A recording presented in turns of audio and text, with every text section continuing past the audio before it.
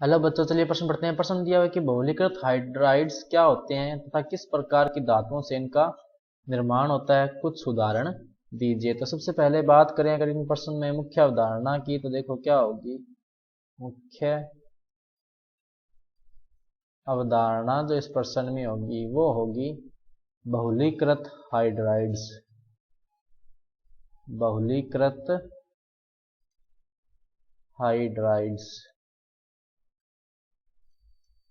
Hydrides तो देखो क्या होते हैं बहुलीकृत हाइड्राइड्स कि सामान्यतः जिन तत्वों की विद्युत ऋणता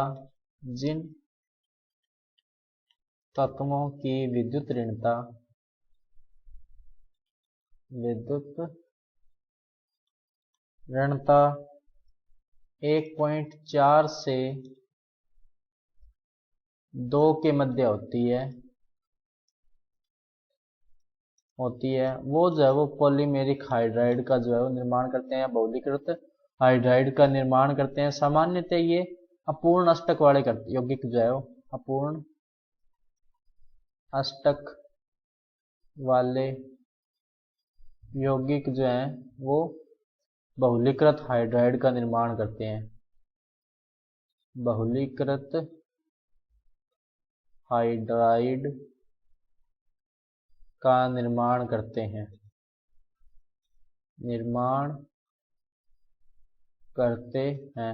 बात करें इसमें कुछ उदाहरणों की, धातुओं की जो पॉलीमेरिक हाइड्राइड बनाते हैं उसमें है बेरिलियम, एल्यूमिनियम, मैग्नीशियम, ये जो है वो कुछ एक धातु है। इसके अलावा सिलिकॉन जो है वो भी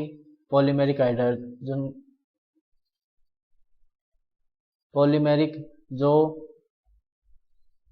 बहुलीकृत हाइड्राइड्स का निर्माण करती है।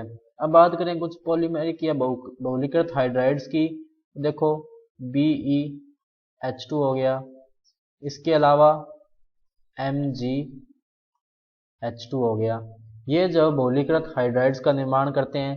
अब देखो इनकी स्ट्रक्चर कैसी होती है या इनकी संरचना देखो कैसी होती है कि ये बेरिलियम हो गया, इसके साथ एक हाइड्रोजन ये हो गया, दूसरा हाइड्रोजन जो है वो इसका खुद का हो गया।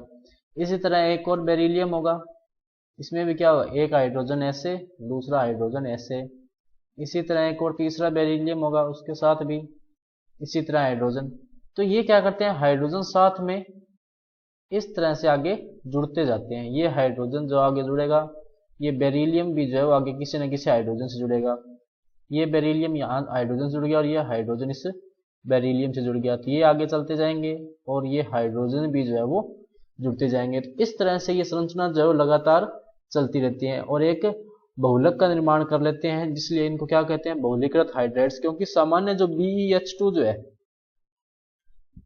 इसमें बेरिलियम का अष्टक पूर्ण नहीं है, इसलिए ये क्या करता है, बंध बनाता है और एक बहुलीकृत हाइड्राइड का निर्माण करता है। तो बच्चों ये था आपका उत्तर। मैं आशा करता हूँ आपको समझ में आया होगा। धन्यवाद।